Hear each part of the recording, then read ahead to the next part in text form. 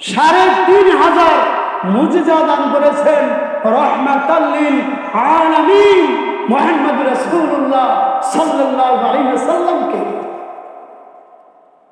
৩,৫০০ মুজিজার মধ্যে সর্বশ্রেষ্ঠ মুজিজা হলো আল্লাহ পাক রব্বুল আলামিন কোরআনুল কারীমকে নাযিল করেছেন। যেই কোরআনুল কারীম আজম আমাদের নিকটে আছে, কিয়ামত পর্যন্ত থাকবে। পৃথিবীর কোন জালিমেরা, পৃথিবীর কোন দুশমনেরা ইচ্ছা করে, চেষ্টা করে একটা হরফ, একটা জের, একটা জবর, একটা নক্তা পর্যন্ত পৃথিবীর কোন মানুষ পরিবর্তন করতে পারবে না। পারবে?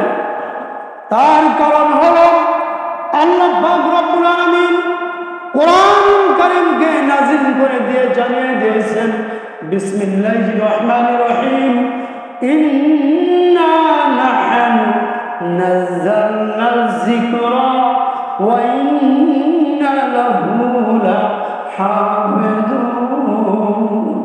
আল্লাহ পাক রব্বুল আলামিন বলেন, কোরআনুল কারীমকে আমি নাযিল করেছি, এর সংরক্ষণের পুরা দায়িত্ব আমি আল্লাহ পাক রব্বুল আলামিন গ্রহণ করেছি।